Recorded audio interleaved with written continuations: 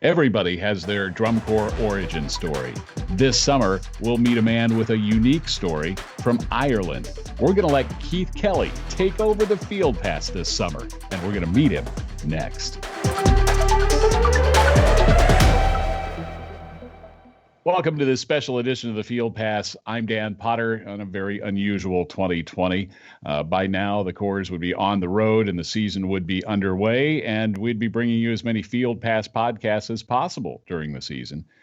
Because of the cancellation of the season and the pandemic, it's going to give this adult drum corps fan his first summer since he's been an adult to go do something else. And I think I'm going to take advantage of that and maybe go do some camping or have a real adult vacation that doesn't involve pageantry. I don't know how that's done, but we'll figure it out. But that's my plan this summer. I'll be around and we will be talking, trust me.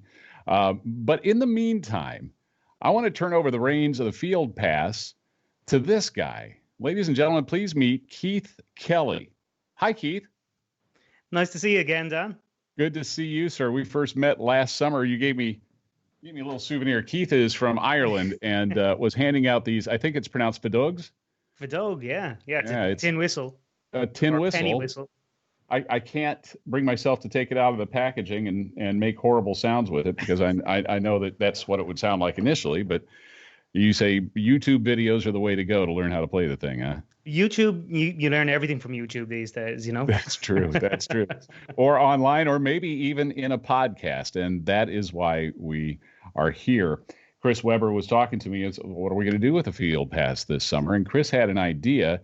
He had been talking to Keith Kelly about what he's doing in Ireland, how he discovered drum corps, and what he's doing in terms of putting that story into a podcast. Now, we're going to work our way through all of that, but we have to understand you first, Keith. You live in Ireland? Yeah, so I'm from Dublin, capital city, but I'm living on the west coast of Ireland these days. Okay. And I first found drum corps about 5 years ago, beginning of 2015, but I had been playing professionally with the military here for 12 years before that. So it's not as if I didn't know what marching was. You know, I had marched in European tattoos for years, but I had never come across drum corps before that. So I'd sort of mostly be working with wind bands, concert bands, military marching bands here for years, and still do. I still work with a lot of those type of bands to this day and do some guest conducting. But it's only been 5 years since you discovered DCI? Yeah, I was asked to come in and conduct a group here in Athlone in Ireland. John Denovi of DCI, he came over to help a small Irish corps get ready to go over to Indianapolis, the Athlone Ravens. And they had commissioned a new show, commissioned new music, but the director, as great as he was working with the kids, really hadn't got the skill set for conducting a brand new score and teaching a brand new score to the kids. So the composer of the piece of music, Brendan Breslin, advised that maybe they bring me in to conduct the kids and teach them. And that's when I went and did my first drum corps camp and just absolutely fell in love with the way that we were teaching the kids. I had never been involved in that sort of a camp before, where we just worked so hard over the course of 3 days with a final product or part of a final product at the end of it. And I was hooked.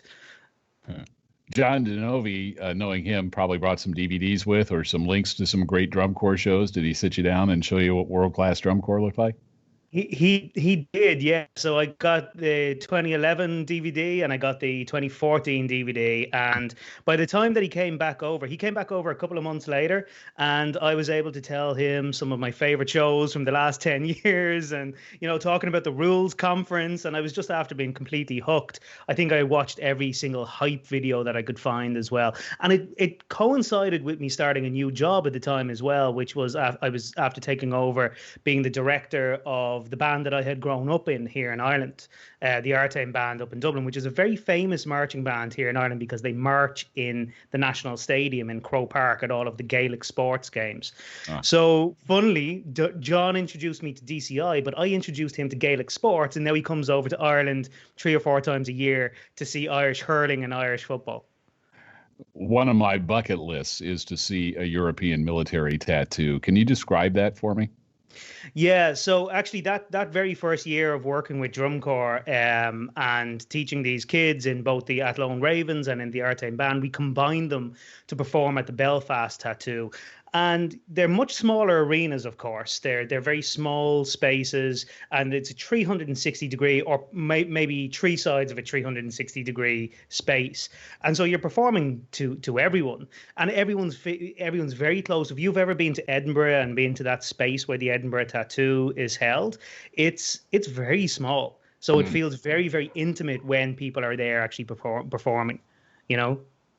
Yeah, and light shows that go with the performances too sometimes.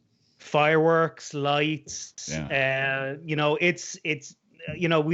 I've seen so many different types of groups at these tattoos as well. There's a famous Dutch band that do their whole show on bicycles.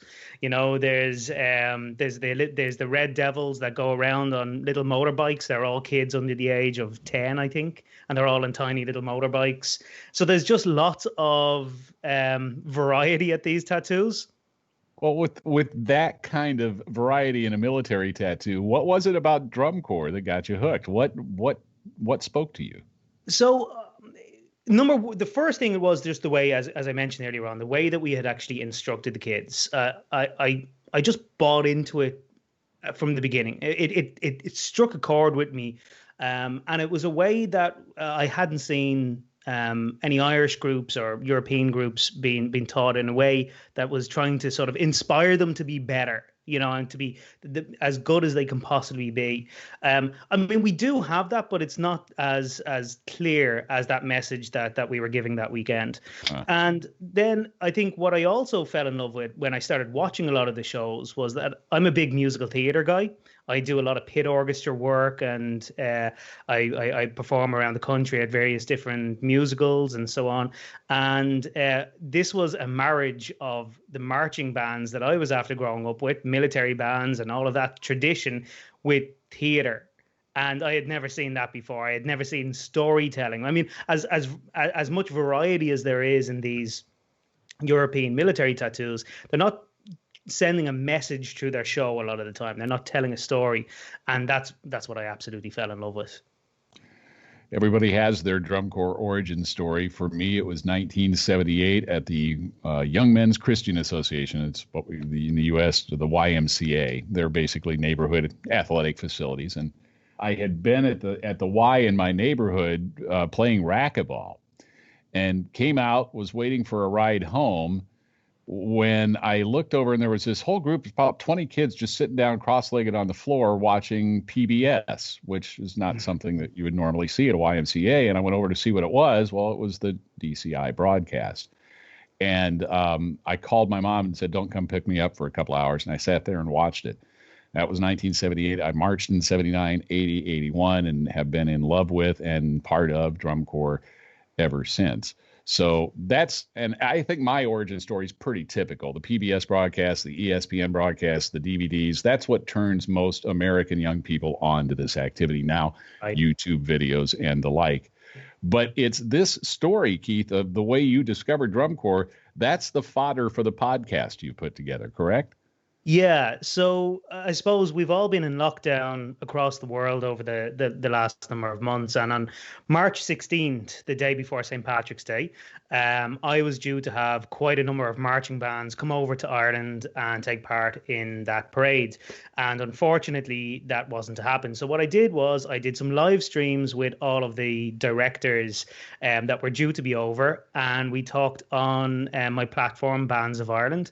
And we just started talking about how they were going to cope over the next couple of weeks, which we thought it was going to be a few weeks at the time. And those live streams continued. And we started the Global Band Room podcast. And it's just really developed since then. So I really wanted to do something with drum corps because I was fascinated with the activity. And with the season being cancelled, I thought, well, there's never been a better chance for me to go and learn more about the activity before the next season. And so this is where the idea of finding drum corps came from. It's my story about finding drum corps and continuing to learn about it, but it's also the story of all the various different guests that I've had interview for it. They're talking about how they've found it and how they've been impacted by it through their lives. What kind of guests are we talking about? Are Europeans, Americans, both? Yeah, both really. Yeah. So we've had Dan Atchison on, we've had John Meehan and Mark Nichols, we've had Thompson Vu, ex drum major with Boston Crusaders. We've had Peyton Grunsky, who was the drum major with Blue Coats last year. And then we've had Oisin Malloy in Ireland. He's the chairperson of the Irish Marching Band Association, and Alan Thompson, the chairman of Drum Corps UK too. So it is sort of an international perspective on drum corps. Well, I'm curious. Can we hear a little bit of the show? Yeah, absolutely. In January 2015, I cautiously took my first steps into a world that would change how I felt about music, performance, and education. As a 31-year-old military musician, I had spent my life marching, performing, and teaching, and had grown up admiring and idolising Irish and British military bands. I'd never seen or even heard of drum corps. Well, this all changed in 2015 when I was asked to conduct a local group here in Ireland who were preparing for a potential tour to Indianapolis, and I was introduced to DCI, its people, and its way of instructing that honestly had been missing from my life. Over the course of that one weekend, I witnessed young teenagers be completely transformed, and myself along with it. That very next week, and ever since, I've been on a journey to find out everything that I could about this activity. From the performers and instructors to the shows and designers. From the instruments and uniforms to the fans and the thousands of inspiring stories that come with the activity of drum corps. Over this series, I'll be digging into all of it to find out what makes DCI so special and excites not only me, but hundreds of thousands of fans the world over. This is Finding Drum Corps.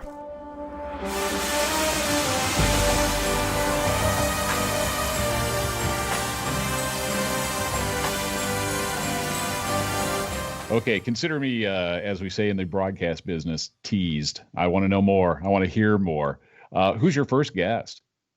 So the first episode is all about that first exposure. So I wanted to retrace my steps and talk a little bit about how I found drum corps, introduce people to my story, like we are now.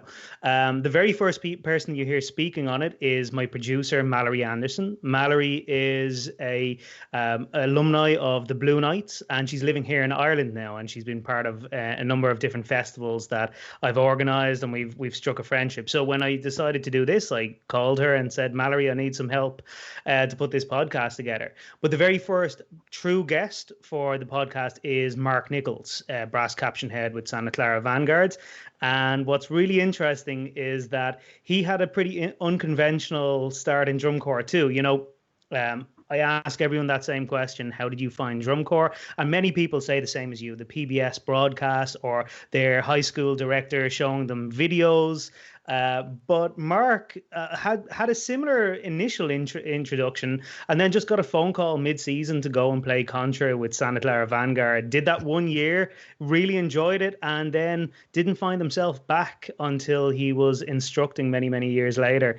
But it impacted him that much that it stayed with him for years until he was instructing first with the Blue Coats and then on to Santa Clara Vanguard. So it was really interesting, because when you contrast that with people that have been part of this their whole lives, you know, his counterpart at Blue Devils with John Meehan couldn't be any more different, and his whole story. And that's what I've really enjoyed. You know, there are common threads throughout the whole season, but it's actually those differences and those unique stories that are making the whole thing a lot of fun to explore.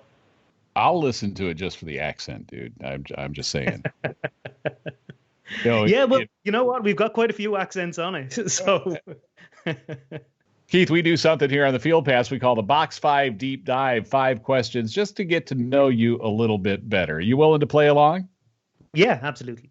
Question number 1. What's your favorite drum corps show of all time? Well, I mean, I've only been watching drum corps since 2015. and I've seen 2 years of it live. So I'm going to definitely go with one of the live shows, which was Babylon in 2018. It blew my mind, and I went to a reception after it, and I was asked to kind of talk at that reception. And all I could say was it was the greatest 10 minutes of entertainment of my life. So definitely Babylon 2018. All right. I don't think anybody's going to argue with you on that one. What's the best meal you've ever eaten, Keith?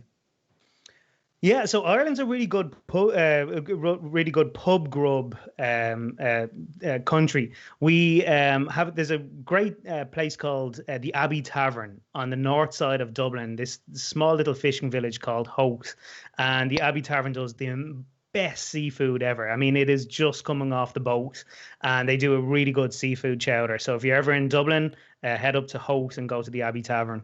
All right, question number 3, Keith. Do you have a marching music pet peeve?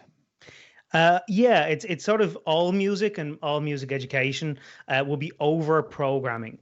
I think when a director challenges his group by programming things that are difficult but attainable, I think that's to be admired. But when a director picks music or a show or a program that's just not attainable, but maybe it's something that they want to achieve for themselves, I think that's not giving the kids a reasonable challenge. And I think it can actually do damage to your group, whether that's a concert band or marching band or drum corps. I think it's important to program properly.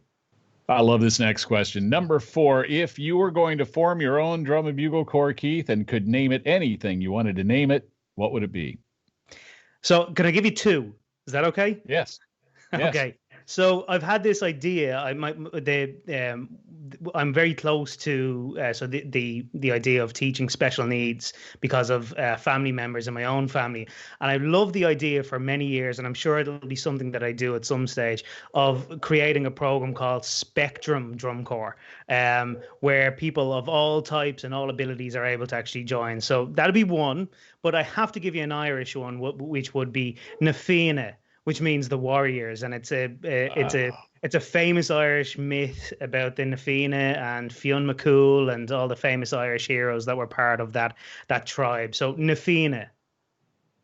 Keith, have you had the opportunity to experience the Free Players Drum and Bugle Corps yet?